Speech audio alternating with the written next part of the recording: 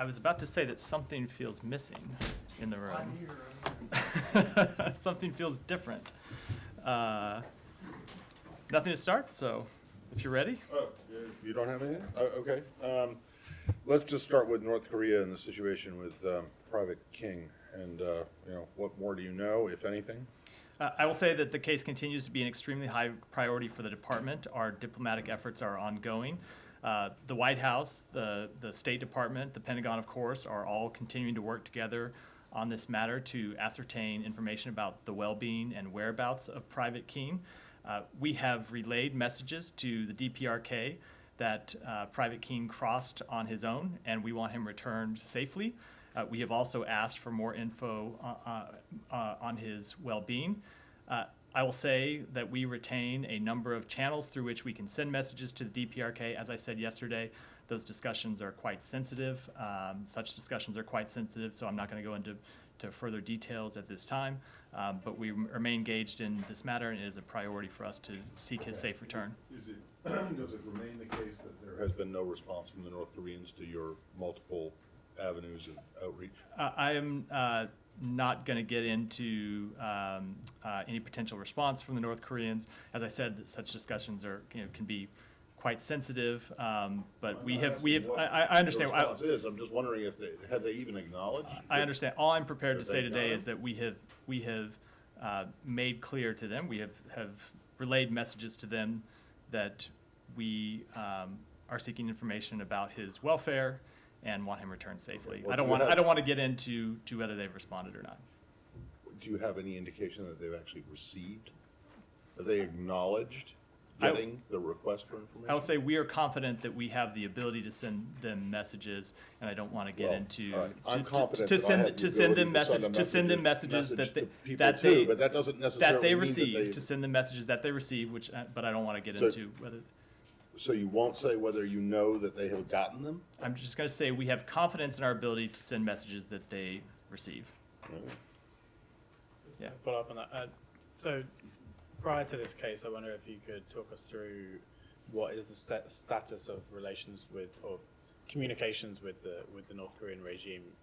You know, I think when this administration came in, there was initially like an outreach, and we were saying for a while that you hadn't heard a response. So is there a regular, in any form, back and forth between the U.S. and Pyongyang? There is no regular contact. I will say communications between our two countries are limited. We have made clear on a number of occasions that we have wanted to have discussions with them about their nuclear program and their violation of UN Security Council resolutions. We have made outreach to them on a number of occasions, but the responses have been limited. Is there a specific military-to-military line for avoidance of for deconfliction and that kind of thing? I will leave it to the Pentagon to speak to that. Secretary of the Army said she was worried about how he may be treated if confirmed. What is your position on that? Is that something you're worried about, how he will be treated inside North Korea? Certainly, I think we would always have concern, given the treatment by North Koreans of past detained individuals. We would have that concern, and that's why, one of the reasons why we are reaching out to ask for more information about his well-being. Just to follow up on, you said that the U.S. has relayed messages that Private King crossed on his own. Do you say that to mean that he didn't do so with the support or the encouragement of the U.S. government? Correct. Okay. And then is there any reason to believe at this time that he had any contact with the North Koreans before crossing over? Not that I'm aware of, no. Anything else on this before we move on? Okay, Saeed, go to you first. Thank you, Matt. Sorry for being late. I don't know if you said anything at the top about the visa waiver, but I want to ask about that. Okay. First of all, I asked you yesterday whether there's going to be any kind of guidelines to really determine where Israel complies or not, does not comply with its pledge. Do you have any guidelines, special guidelines, or are they're the same for all countries that have have visa waivers. Well, so the general principles are the same for all countries with respect to compliance with the visa waiver program. Of course, there are always technical considerations that I won't get into from here that we will be monitoring. There are policy considerations and technical considerations that we will be monitoring to ensure that they are compliant before making a decision about actual entry into the program. Well, it seems that, despite your pledge, it seems that, the treatment of, equal treatment for Gazan Americans is just not there. So I will say that Israeli authorities have assured us that all U.S. citizens, even those on the population Palestinian registry, will be eligible for visa-free travel. Israel's regulations and public-facing guidance should reflect this understanding. We do expect that the Israeli government will further modify its regulations and public-facing guidance in the coming days to fully reflect these understandings. We seek equal treatment regardless of national origin, religion, or ethnicity for all U.S. citizens, including those who are in Gaza. And including getting in and out of the Eretz crossing. I will say that we, of course, recognize that the security situation is different in Gaza than in the West Bank, which, of course, would necessitate different procedures for people who are in Gaza. Nevertheless, it's our expectations that Americans who are in Gaza are included in this program. I have a question on Lebanon, but I'll wait. Okay? Anything else on this? Well, just do your Lebanon question then. We'll go. I'm sorry? You can do your Lebanon question now if you want. Okay, great. Well, the Lebanese. I didn't mean to put you on the spot. It's okay. The Lebanese government, the Lebanese lodged a complaint yesterday with the European Union because the European Union seems to be saying that Syrian refugees should remain there. And I was wondering whether this was also the position of the United States government. Where do you stand on the Syrian refugees in Lebanon? Because there's been a lot of calls to get them out, send them home, whatever. First of all, we continue to thank the Lebanese people for their generosity in hosting so many refugees. We acknowledge the strain that such a sustained response has placed on Lebanese society and Lebanese infrastructure.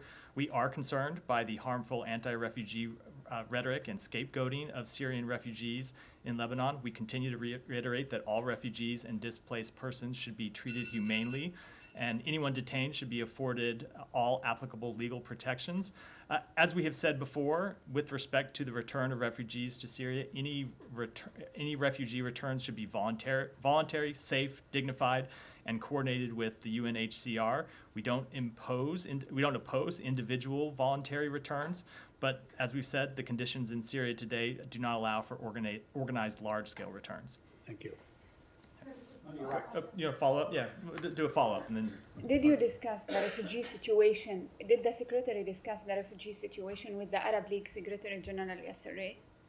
I don't have a specific readout, but that is typically one of the conversations we discuss with partners in the region. Okay, on Iraq, but I don't want to take. Now you're jumping in line, but Yeah, go no, ahead. Go. Let me come to you next, because Okay. go. I'll ask on Iraqi. Okay. And then I saw your statement on the protesters in Iraq and condemning the attacking on the Swedish embassy in Baghdad. Do you have any reaction to the Iraqi Prime Minister's decision to expel the Swedish ambassador in Baghdad? I would say that we would urge restraint and open dialogue between our partners, Sweden and Iraq, on this issue. And then what's your comment to the Muqtada al-Sadr's comments today? He said that I will talk to the American. The U.S. is the country of terrorism and homosexuality country, and they are not allowed to condemning us. Do you have any comments on this? Who made that comment? Muqtada al-Sadr, he is the Yeah, Shiite of course. cleric. I don't think I would have any comment on that other than what was he specifically reacting to with that comment? To your statement that you're condemning Iraq on the protests, On the Syrian- protests, yeah. well, I don't have any specific reaction to him, obviously, than to say that we strongly condemn the attack on the Swedish embassy in Baghdad, and there is no place for violence and violations of law. And you know that the Muqtada al-Sadr has a lot of supporters in Iraq. When he's speaking to the streets and a lot of people doing this protest, even yesterday's protest was the Muqtada al-Sadr's supporters. Do you have any concern that maybe this will lead to the protest against the United States in Iraq? I would say, first of all, that just with respect to physical infrastructure, our embassy is located in a different area than the Swedish embassy. In terms of any potential threats to our embassy, we've seen no reason to change the posture at our embassy now, but of course we always monitor the situation on the ground. But I would just reiterate that any protest should be peaceful protests. We fully support the right of anyone, anywhere in the world to protest peacefully on any issue that they may, on which they might want to raise their voice. What we oppose anywhere in the world are protests that turn to violence, and unfortunately, that's what we saw last night. And one last question. The Iraqi president summoned the U.S. ambassador over your remarks about Luis Sacco, Cardinal Luis Sacco. Are you still on the same page about Luis Sacco? Yes, absolutely. And I would reiterate that we remain concerned with the harassment of Cardinal Sacco. His position as a respected leader of the church is under attack from a militant leader who remains under sanctions, and we will reiterate that concern directly to the Iraqi government. Did you want to do one on Iraq? I promised to come next. Just to follow up on that, did you convey your message, your condemnation directly to the Iraqi PM? We saw the statement, but did the ambassador reach out to the Iraqi government? I'm not aware whether he had any specific conversations about this, but certainly we generally make such concerns known both publicly and in private diplomatic conversations. Yeah. Do you have any comment on the desecration of Quran in front of Iraq embassy in Sweden, given the repeated actions in Sweden? What is the U.S. position on freedom of speech and expression in relation to actions that may be considered offensive to religious beliefs and values? Yeah, I've spoken to this before, and I will say, as I've said before, that it is abhorrent for anyone to burn or deface a religious book held in honor by so many people around the world. We appreciate the significance of the Holy Quran and other texts. At the same time, we support the right to peaceful freedom and peaceful assembly and freedom of expression. We support the right to freedom of religion or belief for everyone. So we condemn such acts as the burning of a Quran. We think they are abhorrent. But at the same time, we recognize the right for people to freely exercise their right to expression. Yeah. My name is Nazira. I'm from Afghanistan. So this is the first time that I would like to ask my question. Any update about the U.S. relationship with the Taliban, number one? And the second question, there are so many Afghans who left Afghanistan and they are still in Abu Dhabi's camp. Their situation is very tough. The weather is so hot, and they keep complaining and get contact with me with some of other Afghans. Any possibility to expedite their case through the State Department? I will say on the second question, it is an issue on which we continue to remain focused and work. On the first question with respect to the relationship with the Taliban, on a number of different fronts. First, on the counterterrorism front, we are holding the Taliban to their commitments under the Doha Agreement, including their commitment to Afghanistan not being used as a safe haven to plot terrorist attacks against the United States of America and our allies. We continue to condemn the Taliban's treatment of women and girls in the country. I spoke to that just yesterday. And we continue to express that there are a number of changes that the Taliban need to make if they ever wish to achieve the legitimacy that they claim they seek. Thank you. Yeah. I'm going to change regions, if I may.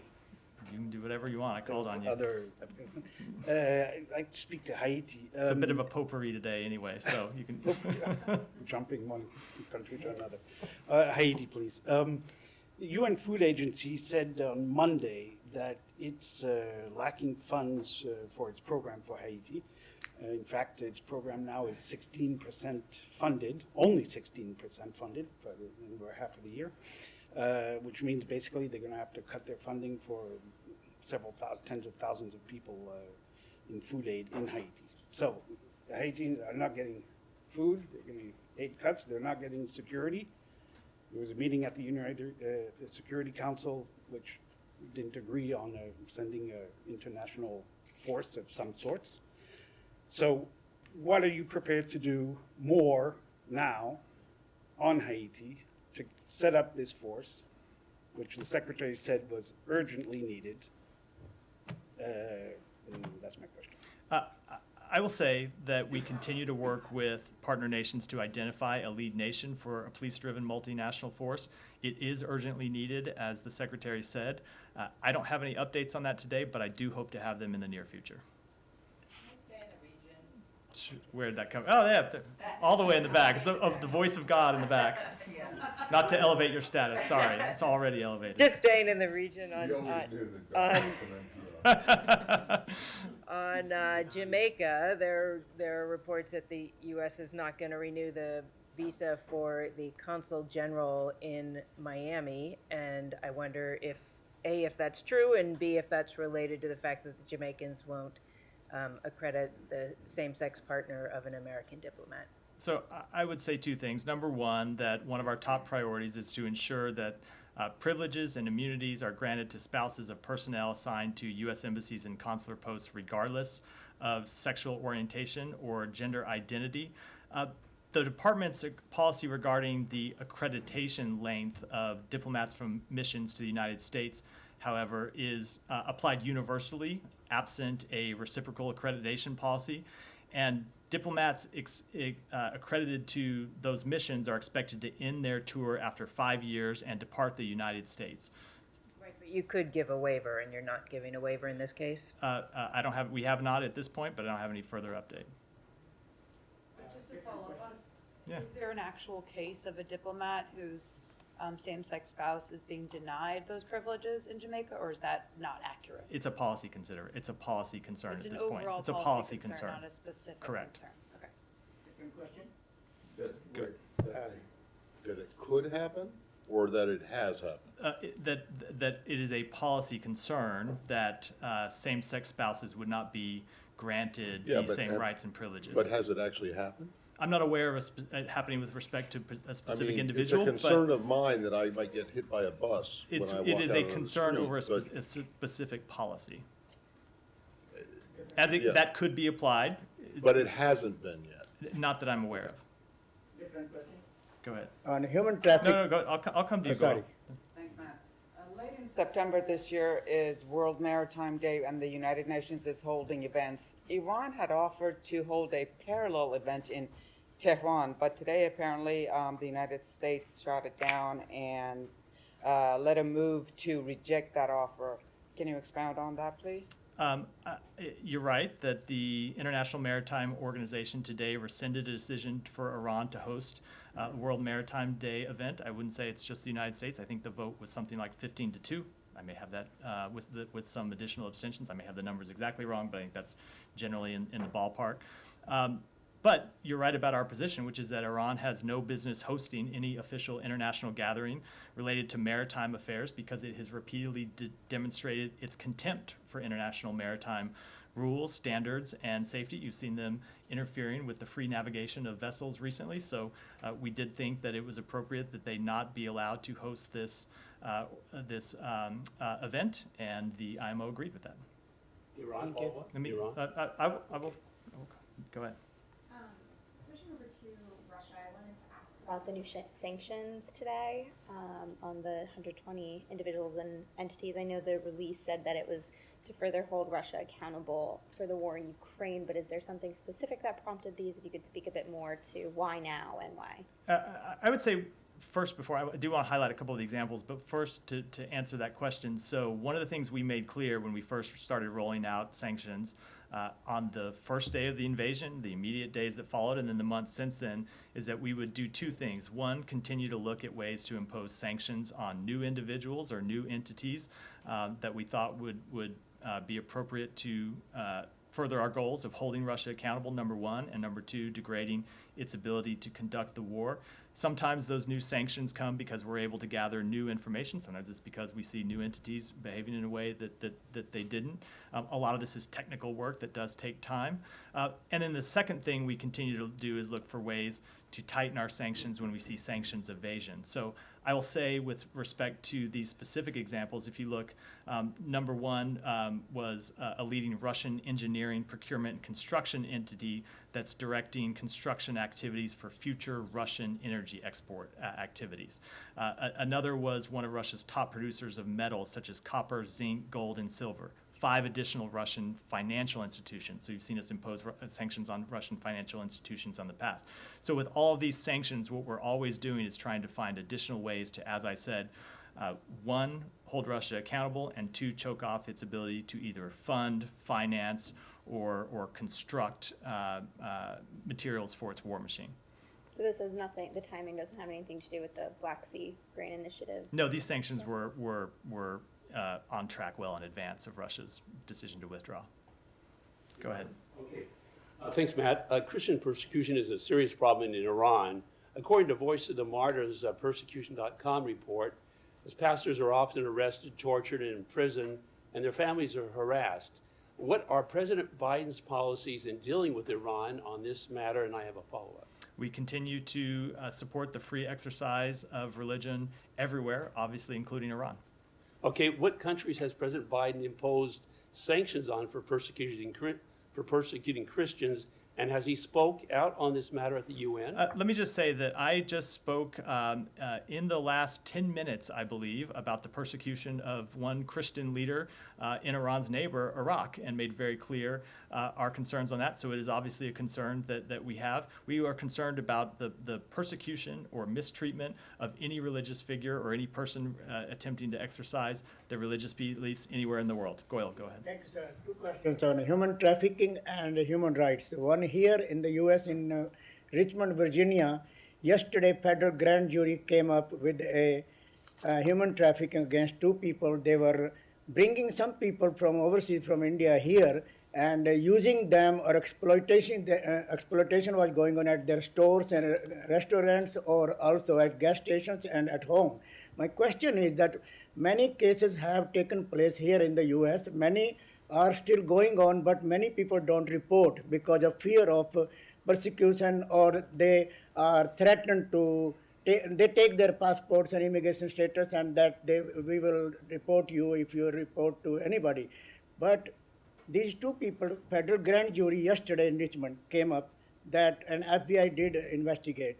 My question is here, how the State Department takes these human trafficking, and the people bring them as not domestic workers, but as visitors, visas on, and then they put them and exploit them. I would say that we combating human trafficking continues to be a major priority for this administration. It's something that we work on as part of our diplomacy. It's obviously a law enforcement matter. I don't want to speak to this specific case because it is a pending law enforcement case, as you noted. And second, overseas human trafficking or human rights. Indian American community here, especially the Hindu community, is very much concerned, and they are asking the questions that what is being done in Pakistan, that minorities are under attack, and Hindus communities their temples are burned, and 150-year-old temple in Karachi was leveled to the ground by the authorities there, and nobody is taking attack. And dozens of Hindu women were forced to what you call that they've been kidnapped, and also a lot of things going on against them, even raping and all that. So what message do you think you have here for the Indian American community and Hindu community who are now flooding Pakistan to the US and in India? I would say that we support the free exercise of religion anywhere in the world, and oppose any attempts or uses of violence to suppress that right of people to exercise their freedom of religion. Thanks, right, Shannon. Can I just circle back to the King case? Is this at all typical? What's your level of concern that you still haven't been able to get any information on his status, location, if he's okay, et cetera? I'm just going to say that obviously this remains a very sensitive issue for a number of reasons, and I don't want to go into that level of detail, at least from this podium. And then shortly after the news broke, a couple hours after, you said the State Department had not reached out to any foreign government on Tuesday. Is there any reason there was a delay from when the incident happened to when the State Department was making contact with foreign governments? I would say in the immediate aftermath of the event, the Pentagon had made first contact. We were ready to make contacts at appropriate time. We're not going to detail all of the channels through which we make those contacts, but as I said today, we have delivered messages to North Korea to make clear that we are seeking information about his well-being and that we want to secure his return. Thank you so much, Jahanzeb Ali from Airway News TV Pakistan. During the last few days, we have seen number of terrorist attacks in Pakistan, killing civilians and security forces. And according to some media intelligence reports, all attacks were planned in Afghanistan. Pakistan military chief warned the Afghan Taliban of an effective response by his forces if they fail to stop their harboring militants who plot cross-border attacks from Afghanistan. So we have seen a statement from the White House official about the Taliban for their anti-terror pledges. You just spoke about it. How much confident you are the Taliban will fulfill their promises to not provide safe havens to the terrorists? I don't want to express any amount of confidence or lack of confidence. I will say that we will hold them to their commitments, but as we have said before, we retain the ability to conduct our own operations in the region to ensure that regardless of any promises that the Taliban makes and regardless of their relative ability or willingness to uphold them, that we retain the right to protect American interests. The Pakistan ruling party will dissolve parliament soon for the general elections going to be held by November. The stakes are very high for the coming election, and experts believe that the elections in Pakistan are unlikely to be free and fair. How does the United States promote and support the principles of free and fair elections in Pakistan? So I will make clear that we support the peaceful upholding of fundamental democratic principles such as free media, free speech, freedom of assembly. We champion the rule of law, not just in Pakistan, but around the world. These principles are the foundations for democratic elections. I have spoke to this both with respect to Pakistan specifically and, of course, as it relates to other countries on numerous occasions. Thank you. Today marks the 49th anniversary of the Turkish invasion to the Republic of Cyprus, which was the first invasion in European soil after World War II. At the same time, we see President Erdogan in Turkey calling for a partition of the island. Do you still support the UN resolutions that call for a unification of the island? I'll take that one back. Go ahead. Excuse me. With regard to China, today's July 20th, marking 24 years since the Chinese Communist Party launched a deadly persecution against tens of millions of Falun Gong practitioners. The Biden administration has stepped up action in sanctioning individuals responsible for the persecution. However, there are reports on the ground that the persecution continues to persist, organ harvesting continues to persist. So I guess my question is, does the administration have plans to pressure Beijing further with regard to this? I think we've made our position unclear on this. As you've said, we've imposed a number of measures already. It's an issue that remains of concern for us, but we never preview sanctions or other enforcement actions from the podium. Anything else? I got one more. Go ahead, and then I'll wrap up. This has to do with Congress, but it doesn't have to do with subpoenas. Senate Appropriations Subcommittee on State and Foreign Ops today marked up the budget, basically. I would presume that you're happy with the result of that, if you even know what it is, because I think it just happened an hour or so ago. But included in that was an amendment related to this case in Cambodia that I've raised with you before about Terry Seng. Yeah. Which explicitly calls for her to be designated wrongful or unlawfully detained. And I'm just wondering, one, if you support that kind of an amendment, and two, has there been any movement on the consideration of this designation within the building? I will do the second one first. I don't have any update on the status of that consideration. Obviously, as you and I discussed before, we continue to call on her release. And with respect to the amendment, I don't know that I certainly haven't reviewed it in detail. I don't know if the building has, so I don't want to take a position from here. All right. Thank you. Thanks, everyone.